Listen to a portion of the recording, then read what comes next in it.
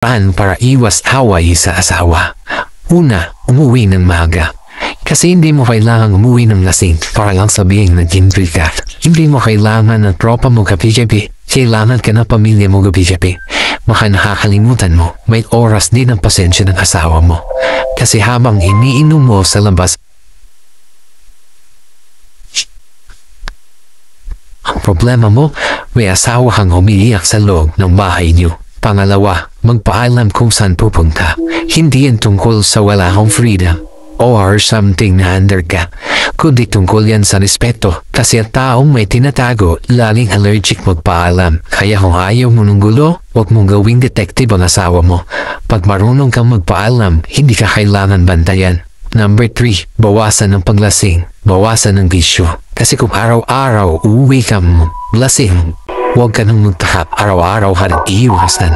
Araw-araw ka rin pagsasabihan. Puputak at puputak yung asawa mo. Hindi kasi nakakatuwa yung magulang na lasing. Sana tingilan na yung palusot na stress lang ako. Hindi solusyon ng bisyo.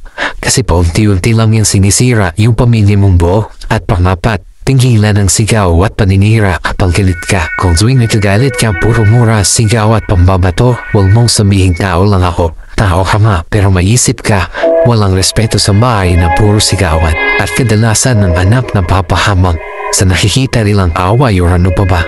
Hindi mo kailangan manakit para marinig. Kailangan mo lang matuto magpigil. At panglima, itigil mo ang pagmamalaki dahil ikaw ang may sweldo. Hindi porket ikaw ang kumikita, ikaw na ang hari. Hindi mo pinili ang asawa mo. Hindi mo pag-aari ang anak mo. Ang pera mo galing din sa sakripisyo ng pamilya mo. Hindi porket ikaw ang kumikita, ikaw ng hari. Hindi mo pinili ang asawa mo. It's mo. Kaya bago mo sabihin na huwag nagpahayag dito, tanungin mo muna sarili mo. Kung wala sila, may dahilan pa ba ako? Kaya bago mo sabihin na ako ang nagpahayag dito, ang respeto hindi nagbibili ng pera, pero nawawala dahil sa yabang. Kaya ayusin mo habang maaga pa, kasi hindi mo kailangan maghintay ng hiwalayan bago matutong umintindi. Hindi mo kailangan maghintay na wala na siya bago mo maramdaman kung gaano siya kahalaga. Kasi sa totoo lang, madalas hindi naman masama ang asawa mo. Ikaw lang ang masyadong kampante. Kaya bago mo sabihin hindi ko naman sinasadya, isipik mo muna kung ilang beses mo na rin sinabi yan. Ang away na uulit, pero minsan yung taong sinigawan mo hindi na bumabalik. Ito guys, panoorin po natin ang video ng Kat din. Panoorin po natin, sana naman po wag po kayong mag-skip sa ating ads. Ito na po, ito po ang update para sa Kat din. Paso. Especially po yung presensya ko po dito ngayon, gusto ko lang po sabihin na wala akong bayad to. Nung nag-volunteers si Alfred, sabi niya, walang bayad, ayoko nang may bayad.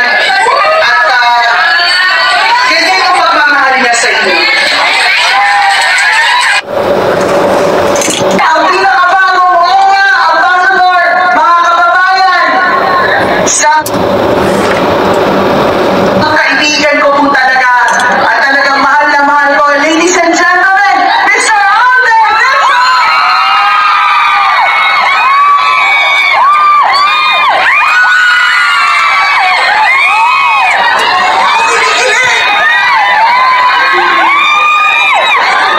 Hello po! Kababayan po natin na nandito ngayong tanghali.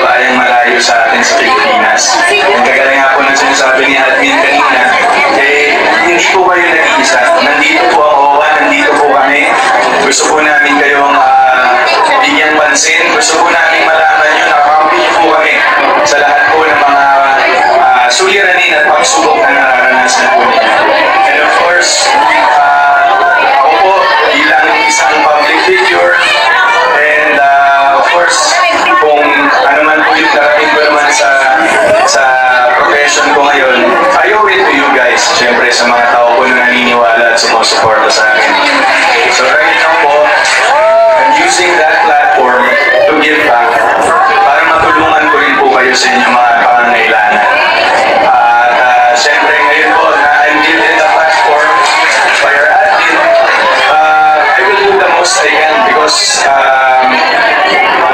the past 15 years of my career has been so good. Nabago po nito yung buhay ko, but I really do believe na kaya po ako nalagay sa position ko ngayon is alam ni Lord na ibabalik ko po yun sa mga taong nangangailangan, which is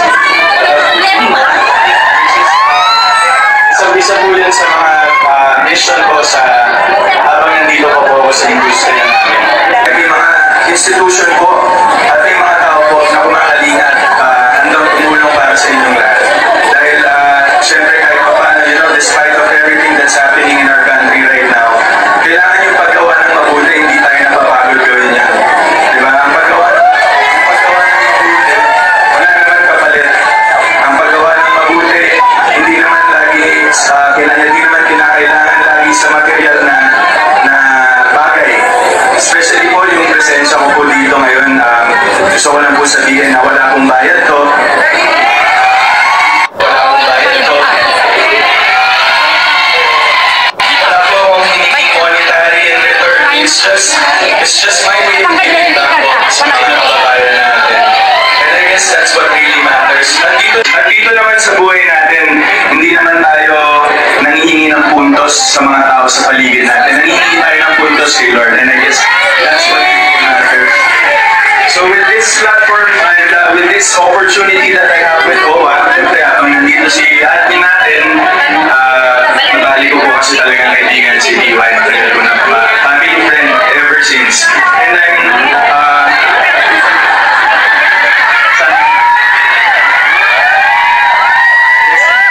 siyempre alam ko po yung buhay natin dito, especially yung mga kababayan natin magising sa umaga, trabaho, sabi ni pa po sa inyo, works, multiple jobs, and ramdam ko po yung hirap.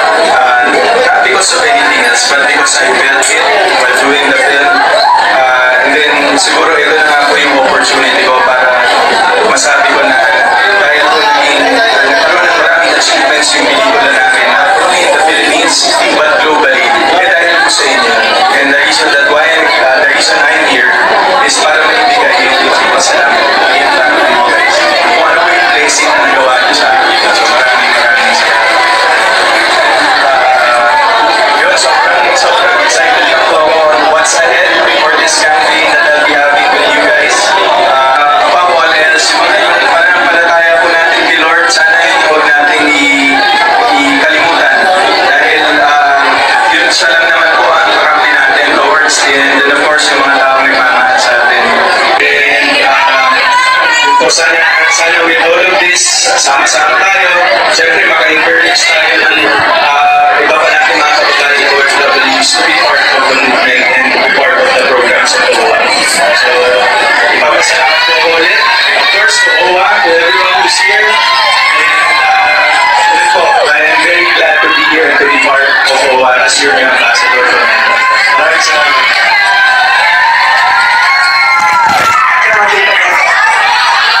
Sa mga fans po natin dyan na palagi nanonood sa ating update, maraming salamat po sa inyong panonood. At like and share naman po yung ating video.